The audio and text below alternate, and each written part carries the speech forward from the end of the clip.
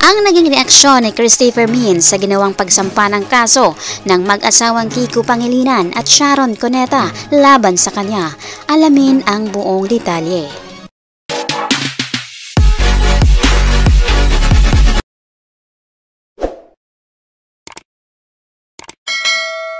Magandang araw mga kaibigan, welcome back to our YouTube channel, Be Truth. Tila sadyang ginamitan ng reverse psychology ni Christopher Min ang kanyang pahayag kaugnay ng paghahain ng reklamong cyber libel ng mag-asawang Sharon Cuneta at Kiko Pangilinan laban sa kanya. Nitong Biyernes ng umaga, May 10, 2024, nagtungo sina Sharon at Kiko sa Makati Prosecutor's Office para isumiti ang kanilang sworn affidavit kaugnay sa cyber complaint nila laban sa bitiranong entertainment writer at showbiz talk show host.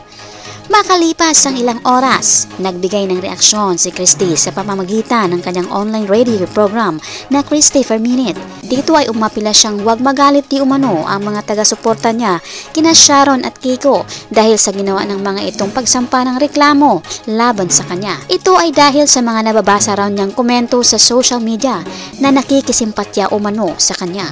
Pahayag ni Christy, huwag kayong magalit kay Sharon Cuneta.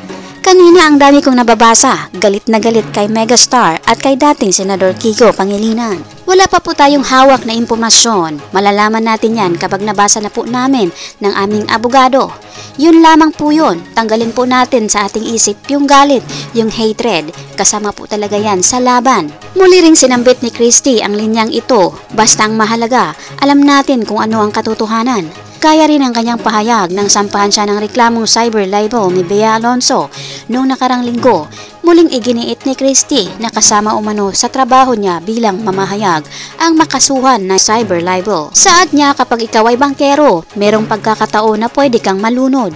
Kapag ikaw ay pulis, pwede kang makabaril at ikaw ay aksidenteng mabaril. Kapag ikaw ay nasa ganyang mga linya na tulad namin ng mga mamamahayag, nako, territorial po ang mga ganitong kaso, yung libel case, cyber libel.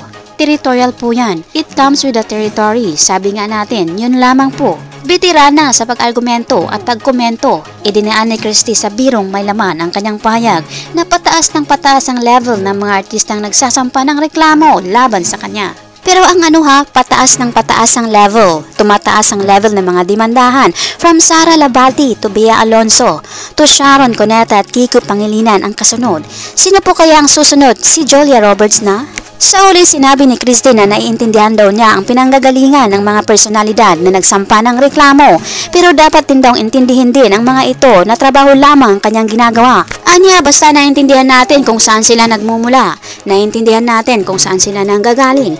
Wala pa po akong masasabi, wala pa po kaming impormasyon na tinatanggap. Basta naiintindihan natin ito, yan po ay kasama sa ating trabaho bilang mamamahayag. Sabi ko nga sa mga anak ko, mahiya kayo kapag ako ay idinimanda sa pagnanakaw. Mahiya kayo kapag ako idinimanda at kinasuhan tungkol sa trafficking. Kapag ako ay nagbugaw at kung ano-ano pa, yun ang dapat nating ikahiya.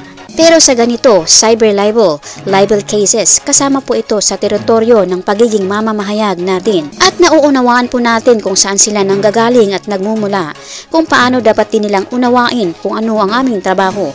Yun lang po yun, you don't shoot the messenger. Mga kaibigan, ano pong masasabi nyo dito? Ano man ang iyong opinion o komento, welcome kayo dito. Maraming salamat po.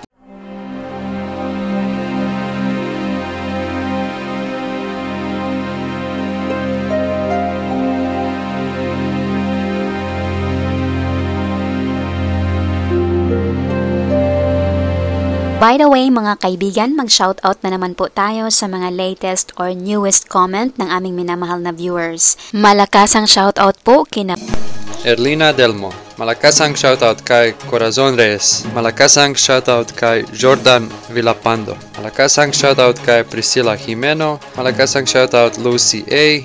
Malakas ang shoutout Robin Hood Trisk. Malakas ang shoutout Remy Tibaldo. At malakas ang shoutout kay Nene Hyung.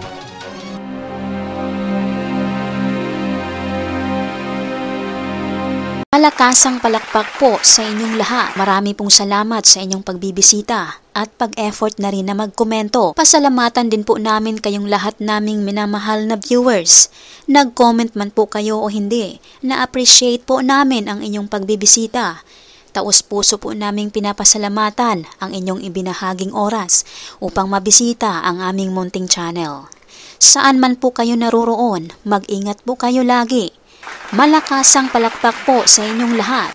God bless us po at maraming salamat.